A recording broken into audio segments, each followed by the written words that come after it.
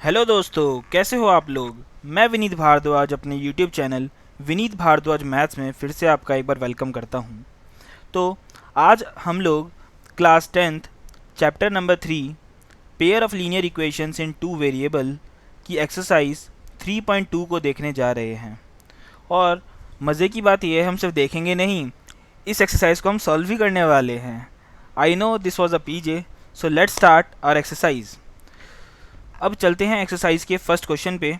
Question है आपके सामने 3.2 का फर्स्ट। चलिए पढ़ते हैं। Form the pair of linear equations in the following problems and find their solutions graphically. हमें ग्राफिकली इसका सॉल्यूशन भी फाइंड करना है। अब पढ़ते हैं। 10 students of class 10th took part in a mathematics quiz. तो जैसे कि आप देख सकते हैं, ये हमारी क्लास 10th है। इसमें 10 बच्चे हैं, 10 स्टूडेंट्स हैं। अब स्टूडेंट्स या तो बॉय होगा या गर्ल होगी। ठीक है, तो हम मान लेते हैं कि नंबर ऑफ़ बॉयज़ कितने हैं। हम मान लेते हैं नंबर ऑफ़ बॉयज़ हैं x, number of boys is equal to x, and number of girls is equal to y, number of girls is equal to y. Now जो क्वेश्चन है उसमें बोला गया है कि टोटल स्टूडेंट्स कितने हैं, 10। सो अकॉर्डिंग टू क्वेश्चन हमारे जो नंबर ऑफ़ बॉयज़ हैं और नंबर ऑफ़ गर्ल्स हैं, इनको अगर हम प्लस कर देंगे तो कितना आ जाएगा, एक्स प्लस वाई की वैल्यू 10 आ जाएगी। आगे बढ़ते हैं। If the number of girls को हमने क्या माना था, बोलो y, नंबर ऑफ गर्ल्स की जगह लिख दिया y। इस दिख रहा है आपको, ये वाला इज़। मैथमेटिक्स की लैंग्वेज में इज़ का मतलब होता है इज इक्वल टू, इज़ का मतलब होता है इज इक्वल टू। ये वाला कंसेप्ट बहुत बार यूज़ होगा इस वाले चैप्टर में, तो याद रखिएगा। इज़ का मतलब होता है इज इक्वल टू, मोर का मतलब होता है प्लस करना, लेस का मतलब होता है माइनस करना, और ऑफ का मतलब होता है मल्टीप्लाई करना। तो नंबर ऑफ गर्ल्स इज़, इस इज़ की जगह हमने क्या लिख दिया, इज इक्वल टू। 4 की जगह लिख दिया हमने 4। मोर देन, अभी बताया, मोर को क्या लिखते हैं, प्लस, मोर का मतलब plus. Then number of boys को हमने क्या माना है, एक्स। तो हमारे पास ये दो इक्वेशंस आ चुकी हैं। X plus y is equal to 10 and y is equal to 4 plus x. अब इस इक्वेशन को, ये जो दो हमारे पास इक्वेशंस आई हैं, हम इनको सॉल्व करेंगे। तो चलिए पहले दोनों इक्वेशंस लिख लेते हैं हम। पहली इक्वेशन थी x plus y is equal to 10 and the second equation was y is equal to 4 plus x.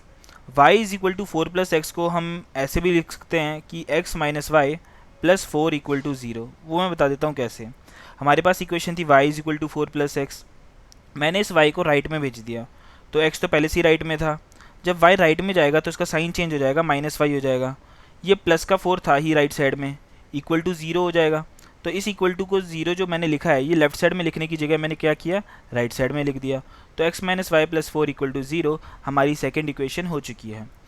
अब हम दो तरीके से इसको सॉल्व कर सकते हैं, एल्जेब्रिकली भी और ग्राफिकली भी। अब क्वेश्चन पढ़ते हैं। क्वेश्चन में क्या बोला गया है, form the pair of linear equations, जो कि हम कर चुके हैं। दो लीनियर इक्वेशंस हम फॉर्म कर चुके हैं। आगे क्या लिखा गया है, फाइंड देयर सॉल्यूशंस ग्राफिकली। तो इसका मतलब हमें ग्राफ बनाना ही पड़ेगा। ग्राफ के लिए हमें टेबल बनानी होती है कुछ इस तरीके से। तो यहाँ पर हम टेबल बना देते हैं ऐसे। ये टेबल बना दी है हमने। यहाँ पर लिख देते हैं x, यहाँ पे लिख देते हैं y, यहाँ पर भी x और यहाँ पर भी y। अब x की वैल्यू पुट करते हैं 0। अगर x की वैल्यू 0 पुट कर दी तो ये इक्वेशन देखिए कैसी हो जाएगी, x की जगह 0 plus y is equal to 10। तो y की वैल्यू कितनी आ जाएगी, 10 आ जाएगी। तो हम यहाँ पे लिख देते हैं, अगर x की वैल्यू 0 है तो y की वैल्यू 10 आ चुकी है और कोऑर्डिनेट आ चुका है 0,10। Now we will put value of y equal to 0। y की वैल्यू हम क्या पुट कर देंगे, 0। सो x प्लस वाई की जगह 0 पुट कर दिया इक्वल टू 10। तो x की कितनी वैल्यू आ गई, 10 आ गई। कब आई, जब y की वैल्यू 0 थी। इसलिए अब हम x की वैल्यू यहाँ पे 10 पुट कर देंगे। तो कोऑर्डिनेट क्या आ गया हमारे पास, 10,0। नाउ सी यहाँ पर अब x की वैल्यू 0 पुट कर देते हैं। इस इक्वेशन में अगर हमने x की वैल्यू 0 पुट कर दी तो देखते हैं क्या होता है। 0 minus y plus 4 equal to 0, minus y plus 4 equal to 0। अगर इस माइनस वाई को मैंने राइट साइड में भेज दिया तो y की कितनी वैल्यू आ गई, 4। y इज इक्वल टू 4 आ चुका है। तो y इक्वल टू 4 कब आया, जब x की वैल्यू 0 थी। तो अब हम यहाँ पे y इक्वल टू 4 लिख देते हैं। Now put y equal to 0। यहाँ पर इस y की जगह 0 पुट कर दो। तो x प्लस 4 कितना हो गया, 0 हो गया। इस प्लस 4 को अगर हमने राइट साइड में भेज दिया तो साइन चेंज हो जाएगा। तो x की वैल्यू आ गई है -4, x की वैल्यू आ गई है -4। वो हम यहाँ पे पुट कर देते हैं। तो कोऑर्डिनेट क्या क्या आ गया, 0,4 आ गया और -4,0 आ गया। दो कोऑर्डिनेट्स आ चुके हैं हमारे पास। ध्यान से देखिए x की मैक्सिमम वैल्यू कहाँ तक गई है, एक्स की मैक्सिमम वैल्यू गई है 10 और मिनिमम वैल्यू गई है -4। तो जब हम ग्राफ बनाएंगे तो हम इस बात का ध्यान रखेंगे कि ग्राफ ऐसा बनना चाहिए कि मैक्सिमम वैल्यू 10 तक जाए और मिनिमम -4 तक जाए। सिमिलरली y की मैक्सिमम वैल्यू 10 तक जा रही है और मिनिमम वैल्यू आप देख सकते हो 0 तक जा रही है। तो ग्राफ अब हम बनाते हैं, मैं आपको दिखाता हूँ ग्राफ बना के। देखिए ये हमारी y एक्सिस हो चुकी है, ये हमारी x एक्सिस हो चुकी है। ओके, अब इसमें हम प्लॉटिंग करते हैं। सबसे पहले हम इसका नामकरण करते हैं। ये 0 है, ये 1 है, 2 है, 3, 4, 5, 6, 7, 8, 9, 10। Similarly this is 1, 2, 3, 4, 5, 6, 7, 8, 9 एंड 10 कहीं ऊपर होगा। ओके, यहाँ पर हो जाएगा -1, -2, -3 एंड -4। सबसे पहला पॉइंट क्या था, देखिए 0, 10। x की वैल्यू 0 कहाँ है बताइए, x की वैल्यू 0 यहाँ पर है। अब इस x की वैल्यू 0 पर हम y इक्वल टू 10 पे चले जाएंगे, वो 10 का यहाँ पर आएगा ऊपर। अब क्योंकि देखिए मैं थोड़ा सा इसमें अपनी तरफ से एडजस्टमेंट कर रहा हूँ तो ग्राफ एक्यूरेट बनने के चांसेस कम हो जाते हैं ऐसे केस में। तो आप लोगों को क्या करना है, आपको ग्राफ पेपर ही यूज़ करना है, आपको स्केल यूज़ करना है, पेंसिल यूज़ करनी है और फिर आपको ग्राफ बनाना है। उससे आपका जो ग्राफ बनेगा बहुत ही एक्यूरेट बनेगा। तो 0, 10 वो कहीं यहाँ पर हो जाएगा। दूसरा कोऑर्डिनेट है 10, 0 वो यहाँ पर होगा क्योंकि x की वैल्यू 10 तो यहीं पर है और y की वैल्यू 0 यहीं पर है। अब इनको हम क्या कर सकते हैं, ज्वाइन। तो चलिए ज्वाइन कर देते हैं इनको हम कुछ इस तरीके से। ये हमने ज्वाइन कर दिया है, बहुत बढ़िया। अब इसके ऊपर लिख देते हैं इस इक्वेशन का नाम, तो वो है x + y = 10। क्लियर, इतना एरो बना सकते हैं हम साइड साइड में। ओके, नाउ जो सेकंड इक्वेशन है उसके कोऑर्डिनेट्स हैं 0, 4 जो कि आएगा यहाँ पर और -4, 0 जो कि है यहाँ पे। अब इनको हम क्या कर देंगे, ज्वाइन कर देंगे। इनको ज्वाइन कर देंगे कुछ इस तरीके से। देखिए इसको मैंने ज्वाइन कर दिया कुछ ऐसे।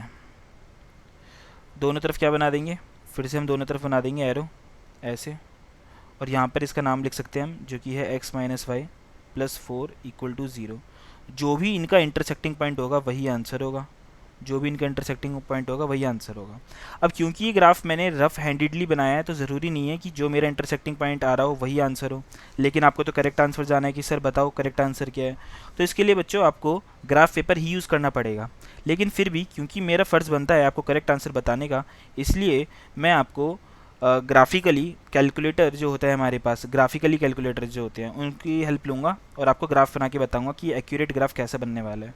तो डेस्मॉस के बारे में मैंने पहले भी बताया था आपको। इसमें हम दोनों इक्वेशंस को पुट कर सकते हैं, x + y = 10 और जो दूसरी इक्वेशन है वो है x - y + 4 = 0। तो आप देख सकते हो ग्राफ कुछ ऐसा बन के आएगा और जो इसका इंटरसेक्टिंग पॉइंट आ रहा है वो आ रहा है 3, 7 इज़ द इंटरसेक्टिंग पॉइंट।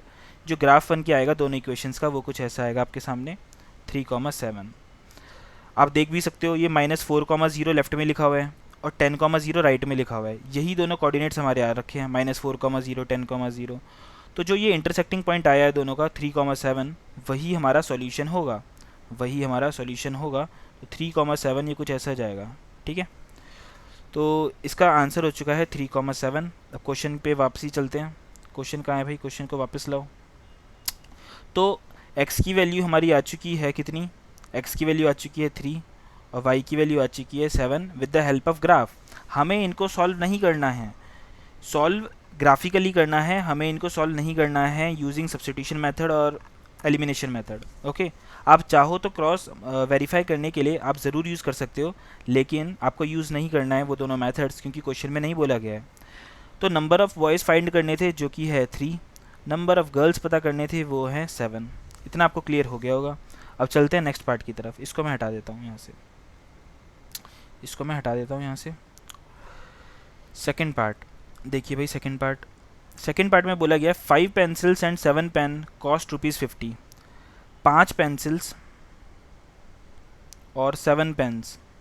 एक काम करता हूँ, पेन्स को मैं ऐसे वाला P दिखा देता हूँ, = ₹50 और 7 पेंसिल प्लस 5 पेन = ₹46।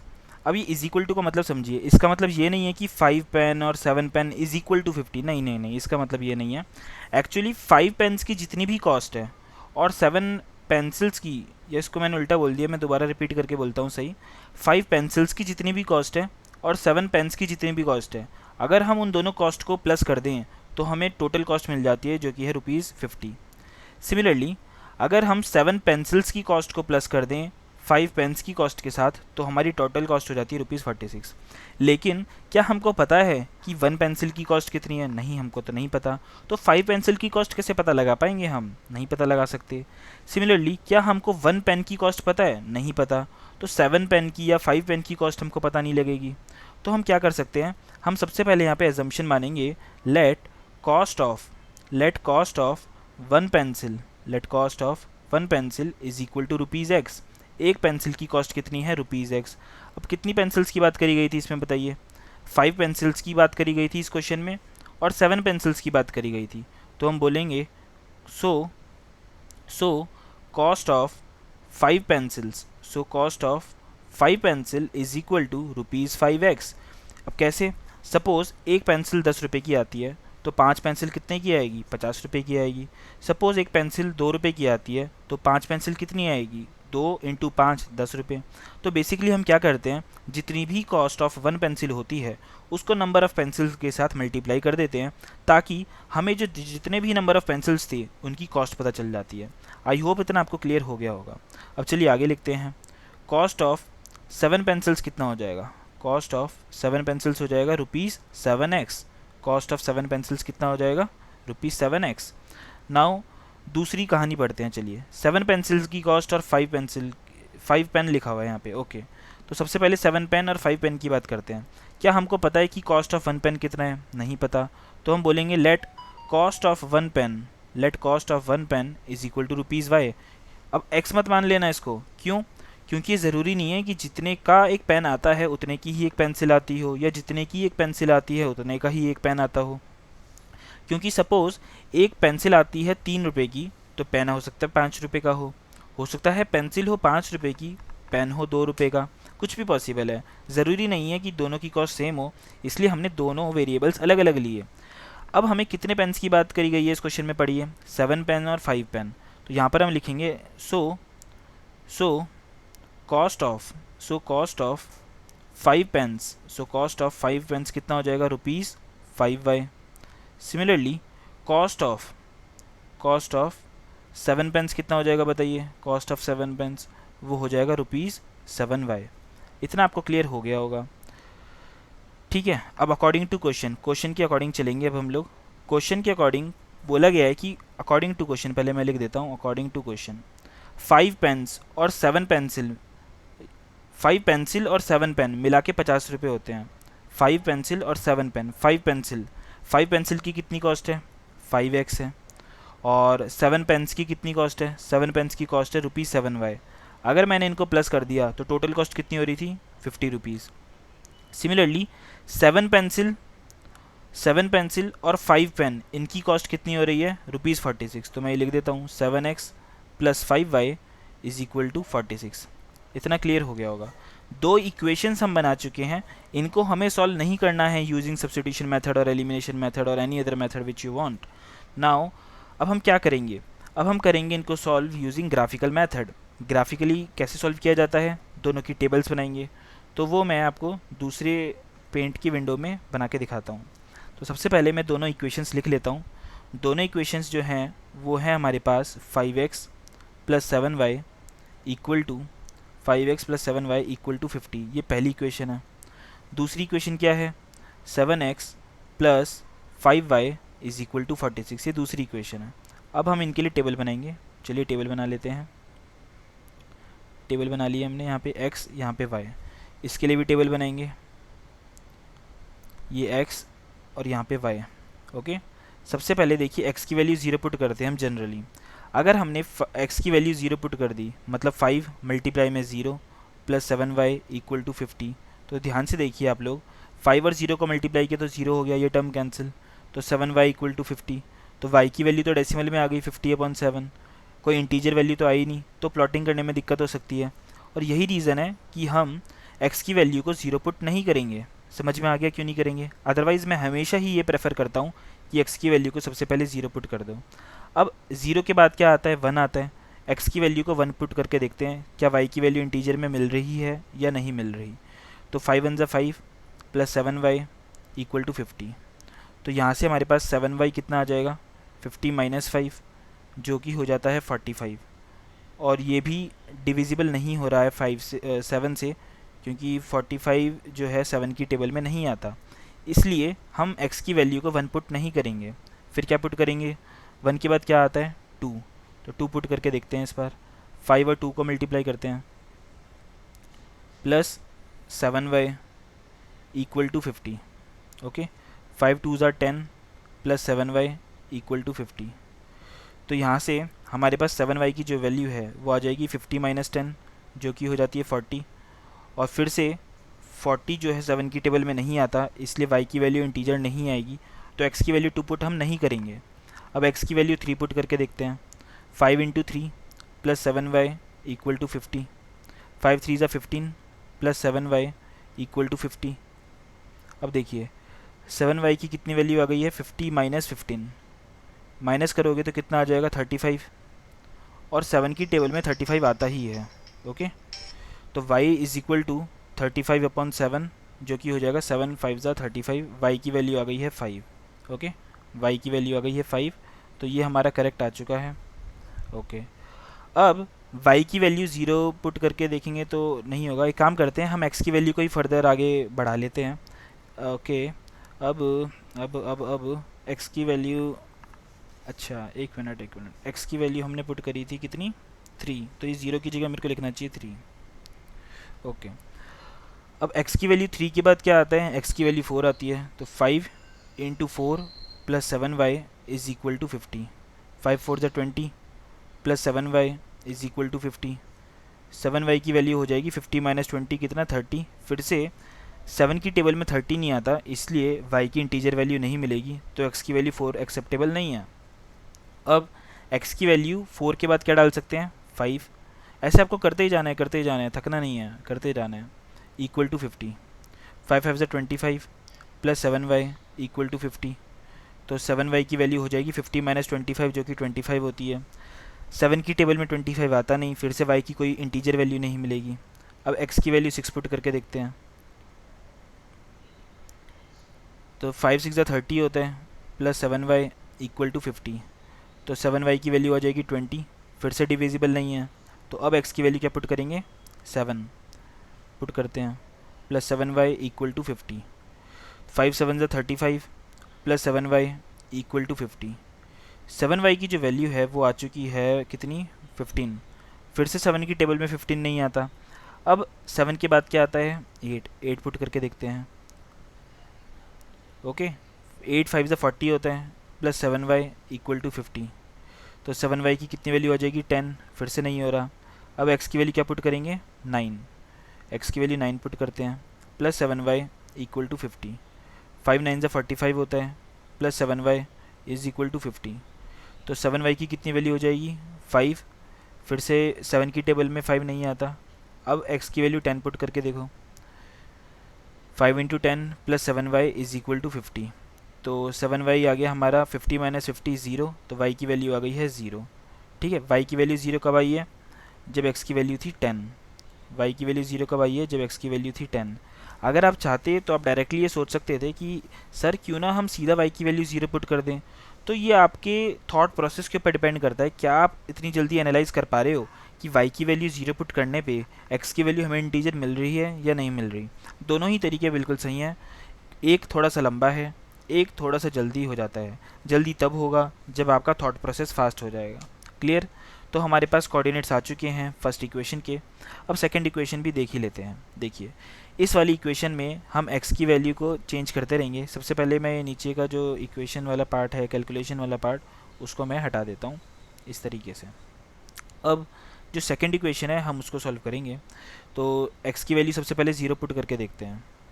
x की वैल्यू अगर 0 पुट करी तो 5y इज़ इक्वल टू 46, और 5 की टेबल में 46 नहीं आता तो हमें इंटीजर वैल्यू नहीं मिलेगी y की, इसलिए हम x की वैल्यू 0 पुट नहीं करेंगे। अब x की वैल्यू 1 पुट करके देखते हैं। x की वैल्यू अगर 1 पुट कर दी तो 5y की वैल्यू हो जाएगी 46 माइनस 7, ये कितना हो जाएगा 39। और फिर से 5 की टेबल में 39 नहीं आता, इसलिए x की वैल्यू 1 को हम एक्सेप्ट नहीं करेंगे।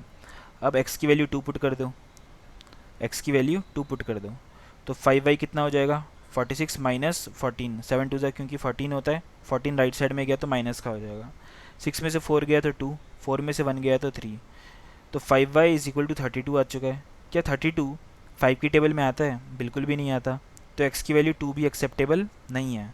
अब x की वैल्यू क्या पुट कर देंगे 3, 5y इज इक्वल टू 46, 7 3 ज़ा 21 होता है, plus 5y is equal to 46, 5y की वैल्यू आ चुकी है 46 माइनस 21, 6 में से 1 गया तो 5, 4 में से 2 गया तो 2, यस 5 की टेबल में 25 आता है, 5 5 ज़ा 25, तो y की कितनी वैल्यू आ चुकी है 5।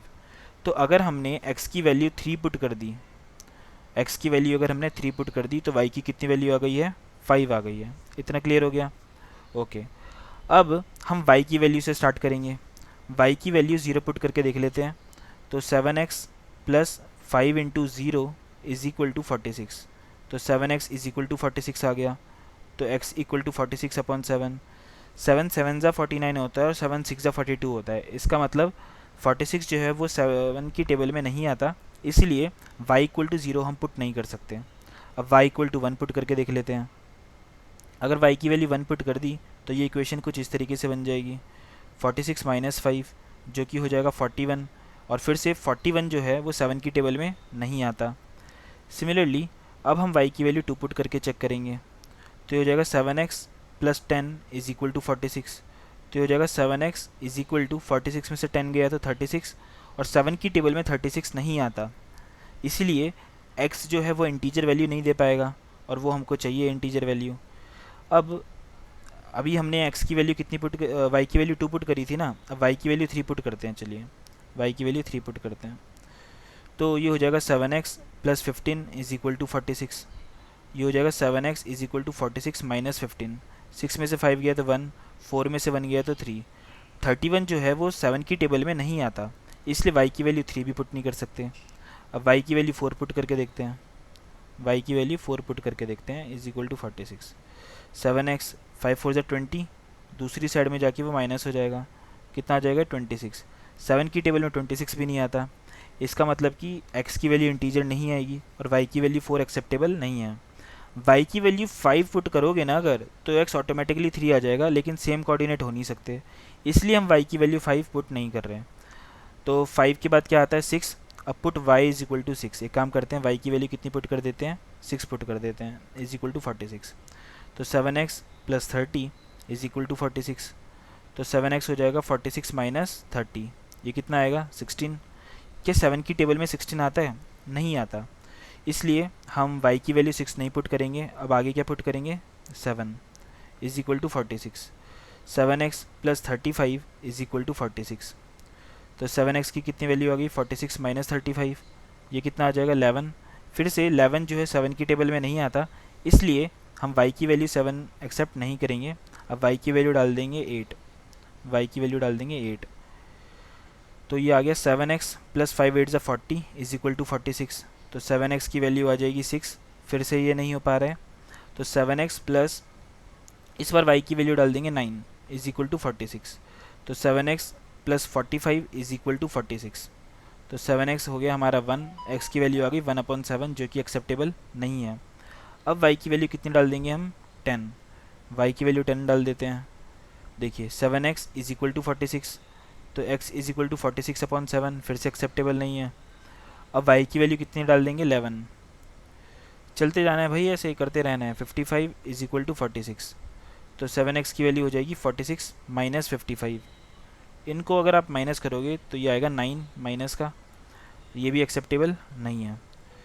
अब इसकी वैल्यू डाल दो 12 इज इक्वल टू 46, तो 7x 12 5 ज़ा होता है 60 इज इक्वल टू 46, तो 7x is equal to 46 minus 60, अगर आप माइनस करोगे तो आपको पता चलेगा ये आ जाएगा माइनस का 14, ठीक है। 7x की वैल्यू आ गई माइनस 14, तो x की वैल्यू आ जाएगी -2 जो कि एक इंटीजर वैल्यू है, इंटीग्रल वैल्यू है, तो x की वैल्यू -2 आ जाती है कब, x की वैल्यू -2 आ जाती है कब, जब y की वैल्यू हमने कितनी ली 12। इतना क्लियर हो गया। अब हमारे पास कोऑर्डिनेट्स आ चुके हैं, अब हमारे पास कोऑर्डिनेट्स आ चुके हैं, वो कोऑर्डिनेट्स कुछ इस तरीके से हैं 3,5 10,0। मैं लिख देता हूँ यहाँ पे 3,5 और 10,0, 3,5 और 10,0। इसके कोऑर्डिनेट आए हैं 3,5 और -2,12। अब अगर आप इसको प्लॉट करोगे, प्लॉट कैसे करोगे, आपको वाई एक्सिस बनानी है, एक्स एक्सिस बनानी है, x=3 y=5 कहीं यहाँ आ गया, -2,12 कहीं यहाँ आ गया, इनको फिर ज्वाइन कर देना। इस तरीके से प्लॉटिंग होगी। मैं आपको बता देता हूँ ग्राफ कैसा बनने वाला है जब आप प्लॉट करोगे तो कैसा बनेगा। मैं आपको यहाँ पे दिखा देता हूँ। देखो 5x + 7y = 50 और 7x + 5y = 46। ठीक है, तो ये आपका कुछ ऐसे ग्राफ बनेगा। इसका इंटरसेक्टिंग पॉइंट आ रहा है 3,5। इंटरसेक्टिंग पॉइंट आ रहा है 3,5, आप देख सकते हो सामने स्क्रीन पे। Intersecting point is 3,5। तो x की वैल्यू हो जाएगी हमारी 3 और y की वैल्यू हो जाएगी 5। x की वैल्यू 3 और y की वैल्यू 5। और हमने माना था कि कॉस्ट ऑफ वन पेंसिल जो है वो है x, और x की वैल्यू आई है 3, तो एक पेंसिल 3 रुपये की है। और कॉस्ट ऑफ वन पेन हमने माना था ₹y, और y की वैल्यू आई है 5, तो एक पेन 5 रुपये का है। ठीक है, इतना आपको समझ में आ गया होगा। तो इस तरीके से हमने ये वाला क्वेश्चन कंप्लीट कर लिया है। बहुत ही लेंथी क्वेश्चन था, तो मैं आपको सजेस्ट करूँगा ये कोऑर्डिनेट्स आप अपनी नोटबुक या फिर अपनी बुक में नोट कर लो फ्यूचर में, ताकि आपको इतनी कैलकुलेशंस करनी ना पड़े। ओके, अब हम चलते हैं सेकंड क्वेश्चन की तरफ। सेकंड क्वेश्चन हाजिर हो। 1 2 3 गो। तो सामने हमारे पास आ चुका है सेकंड क्वेश्चन। इसमें हमें तीनों रेशियोज़ को कंपेयर करना है, A1/A2, B1/B2 और C1/C2, और हमको ये पता लगाना है कि whether these lines are intersecting, parallel और कोइंसिडेंट। तो इसके लिए हम क्या करेंगे, सबसे पहले मैं आपको इस क्वेश्चन को पेंट पे लेके जाता हूँ, फिर समझाता हूँ। पेंट पर लेके जाते हैं इस क्वेश्चन को, तब तक आप अपनी बुक को देखते रहिए। अब देखिए, सबसे पहले मैं आपको इसकी जो थ्योरी है, कंसेप्ट है, वो समझा देता हूँ। सपोज़ आपके पास दो इक्वेशंस हैं, a1x + b1y + c1 = 0 and a2x + b2y + c2 = 0। अब अगर आप a1/a2 निकालो, a1/a2 निकाल सकते हैं, मैं एग्जांपल के थ्रू समझाऊंगा कैसे निकालते हैं। और b1/b2 निकालो, और फिर c1/c2 निकालो। ठीक है, ये बोलते हैं तीनों रेशियोज़ निकाला। फॉर एग्ज़ाम्पल अगर आप फर्स्ट पार्ट देखो इसका, a1/a2 कितना हो जाएगा। a1 होता है x का कोफिशिएंट जो कि है 5, a2 होता है x का कोफिशिएंट नीचे वाली इक्वेशन का जो कि है 7। तो यहाँ पर a1/a2 आ जाएगा 5/7। b1/b2 कितना आ जाएगा -4/6। c1/c2 कितना आ जाएगा 8/-9। सिमिलरली यहाँ पे a1/a2 कितना आ जाएगा 9/18। b1/b2 कितना आ जाएगा 3/6। c1/c2 कितना आ जाएगा 12/14। अब आप चाहो तो इनको और सिंप्लीफाई कर सकते हो। मेरे को पता है आपके मन में डाउट आ रहा होगा कि क्या सर हम 12/24 जब कर रहे हैं तो क्या हम इसको फर्दर सिंप्लीफाई नहीं कर सकते, क्योंकि 12 की टेबल में तो 24 आता है, 12 2 ज़ार 24। कर सकते हो बिल्कुल, और करना भी है। अब देखो आगे 6/2 ये a1/a2 हो जाएगा, ये b1/b2 हो जाएगा, और ये c1/c2 हो जाएगा। अब इसके पीछे का जो कंसेप्ट है वो मैं आपके सामने लिख रहा हूँ कि अगर आप a1/a2 और b1/b2 निकालते हो और वो दोनों इक्वल नहीं आते हैं, तो याद रखना लाइंस हमेशा बनेंगी इंटरसेक्टिंग। लाइंस हमेशा बनेंगी इंटरसेक्टिंग। इंटरसेक्टिंग लाइंस ऐसी होती हैं। अब एक बात बताओ, कितनी बार वो आपस में टच कर रही हैं या इंटरसेक्ट कर रही हैं। एक बार ही इंटरसेक्ट कर रही है, इसका मतलब कितने सॉल्यूशन होंगे इसके। इसके सॉल्यूशन होंगे यूनिक सॉल्यूशन। यूनिक का मतलब होता है only one, single one solution. तो a1/a2 और b1/b2 कभी इक्वल नहीं आता है, तो हम बोल देते हैं कि सॉल्यूशन है unique solution. Suppose a1/a2 b1/b2 के इक्वल आ जाता है और वो c1/c2 के भी इक्वल आ जाता है, तो हम बोलते हैं कि लाइंस जो हैं वो हैं कोइंसिडेंट। कैसी लाइंस हैं, कोइंसिडेंट। अब ये लाइंस कैसी होती हैं, सपोज़ ये एक लाइन बनाई, दूसरी लाइन मैंने इसी के ऊपर ऐसे बना दी कि मेरे को दिखने में वो एक ही लाइन लग रही है। बात समझ में आ गई। ऐसी लाइंस को बोलते हैं कोइंसिडेंट। अब ये आपस में कितनी बार टच कर रही हैं, देखो 1 2 3 4 5 6 7, इन्फाइनाइट बार। बार बार रिपीट होते ही जा रहा है, एक के ऊपर एक टच होते ही जा रहा है।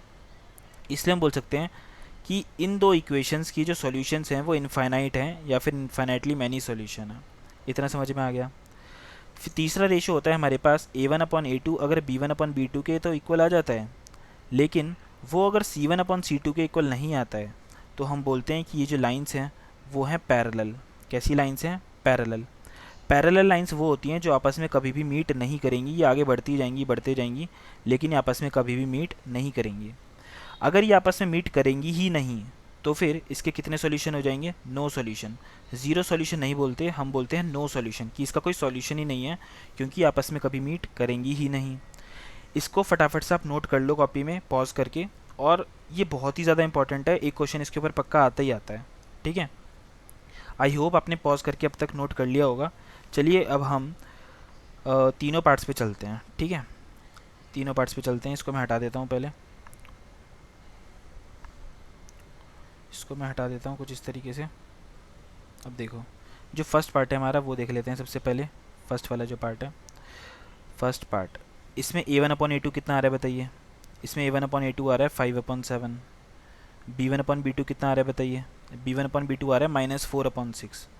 -4/6 अगर हम इसको 2 से डिवाइड कर दें तो B1/B2 हो जाता है हमारे पास -2/3। अब आप खुद बताओ, क्या A1/A2 और B1/B2 इक्वल आया? बिल्कुल भी नहीं आया।